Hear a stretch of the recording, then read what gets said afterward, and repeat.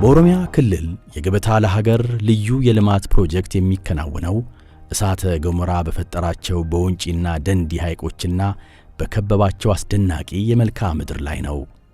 የወንጪ ፕሮጀክት ሃሮ ወንጪ በተባለች ቀበሌ ውስጥ የሚከናወን ሲሆን የደንዲ ፕሮጀክት ደግሞ በደንዲ ሙሜቻ፣ ዳንዲ ሱሉ፣ ሁላ ዱሎ ቀበሌዎች ይከናወናል።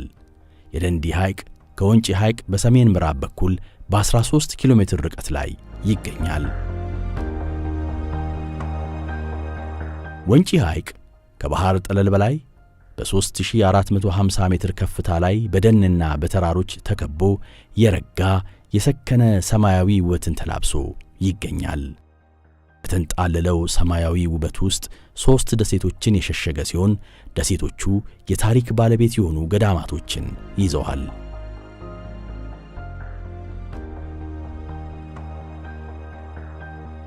ኢትዮጵያ ካሏት የቱሪስት መስህቦች እንደውም እንደ ኢትዮጵያ ብቻ ሳይሆን አፍሪካን ስዊዘርላንድ የምትባለው እቺ እንኳን ለወንጪ አካባቢ ህብረተሰብ ለኢትዮጵያ ከፍተኛ ገቢ ነበር የምታስገኘው። ብትለማ ብትተዋወቅ ፕሮሞሽን አልተሰራም።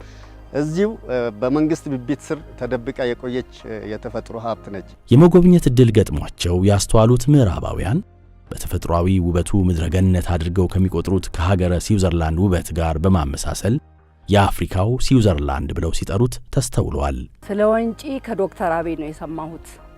ይሄ ስለ ወንጪ ምንም ነገር ሰምቼ አላቅም። እጅግ በጣም የሚያምር የምድር ገነት።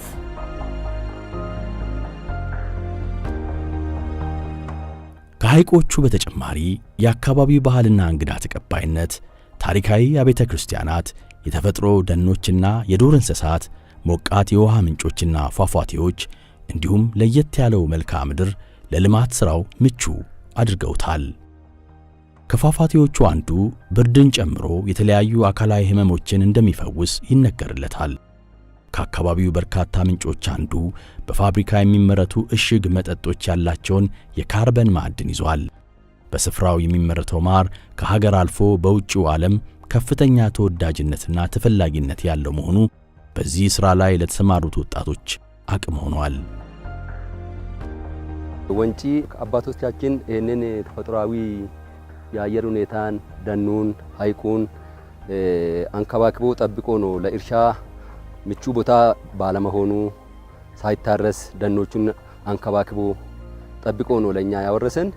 ቅርጽ ነው የሚመስለው፣ ስዕል ተሰርቶ የተዘጋጀ ነው የሚመስለውና ይሄ ፖቴንሻል ያለው ቦታ እስካሁን ድረስ ስላላለማ ነው አሁን መንግስት ከባለሀብቶች ጋር በጋራ በመሆን አካባቢውን ለመቀየር እቅድ ይዘዋል ማለት ነው። ወደ ስራ እየገባን ያለ ነው።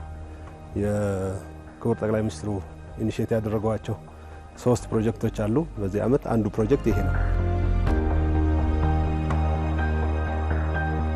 አስፈላጊውን መሰረተ ልማትና አገልግሎት በማሟላት አካባቢውን ምርጥ የቱሪስት መዳረሻ ለማድረግ ማህበረሰቡ በልዩ ልዩ የልማት ተግባራት ተሳታፊ እንዲሆን ለማነቃቃት ባለሀብቶችና የንግድ ተቋማትም የድርሻቸውን እንዲያደርጉ ታቅዷል።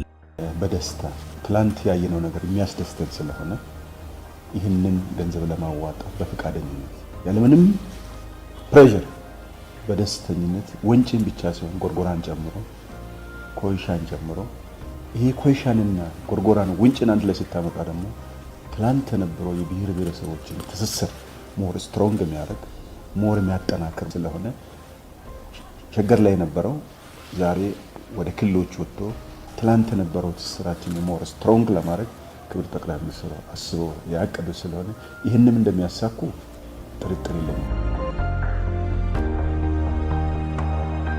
ይህም አካባቢው በተጠበቀበት ማህበረሰቡ በቀጥታ እንዲሁም በተዘዋዋሪ ተጠቃሚ በሚሆንበት የአካባቢው ባህልና እሴት በሚከበርበት ሁኔታ የሚከናወን ይሆናል።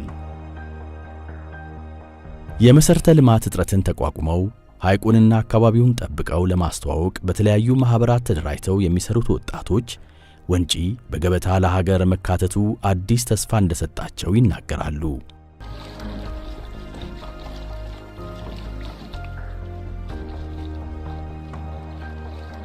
ይሄ ሐይቅ ደግሞ እንኳን ለኛ ለኢትዮጵያ ሕዝብ ጥቅም ይሰጣል። እንኳን ለኛና አልፎ ማለት ነው።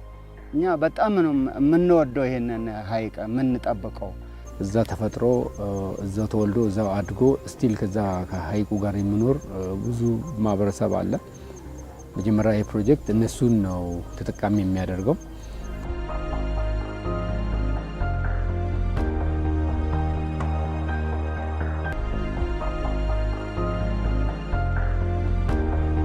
የወንጪ ደንዲ ፕሮጀክት በሐይቆቹ መካከልና በዙሪያቸው ያለውን 13 ኪሎ ሜትር የሚሸፍን ሲሆን የማራቶን መሮጫ፣ በፈረስና በእግር መጓዝ የሚያስችሉ መንገዶች፣ የተራራ ላይ ስፖርትና የአካል ብቃት እንቅስቃሴ ማድረጊያ ስፍራዎች ይኖሩታል።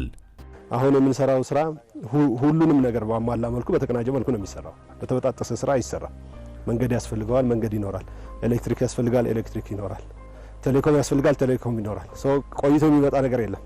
ሁሉም ነገር በቅንጅት የሚሰራ ይሆናል ማለት ነው። ይሄ ደግሞ መንግስት ብቻ የሚሰራው ሳይሆን በአጠቃላይ ከግል ባለሀብቶችም እዚህ ለማልማት የሚፈልጉ አካላትም በጋራ በቅንጅት ከአካባቢው ማህበረሰብም በቅንጅት የሚሰራ።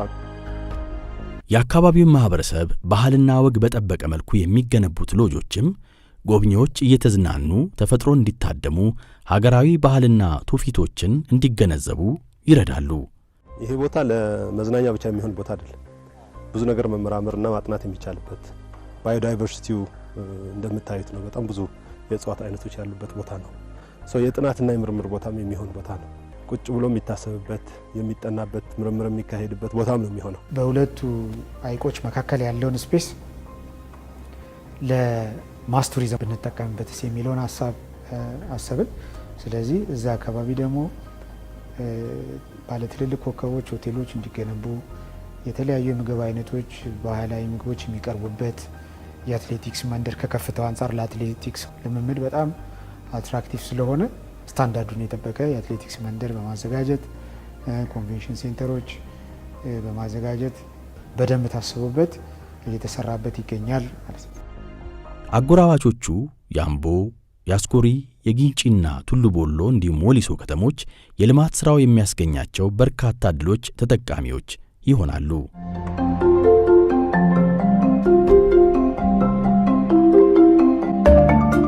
ባለን አቅማችን ጉልበታችን እልል ብለን እንቀበላለን። ህዝቡም ይቀበላል። የሚቃወም ሰው የለም። በእልልታ ነው የሚቀበል። ህብረተሰባችን ከድህነት ይላቀቃል ብዬ አምናለሁ።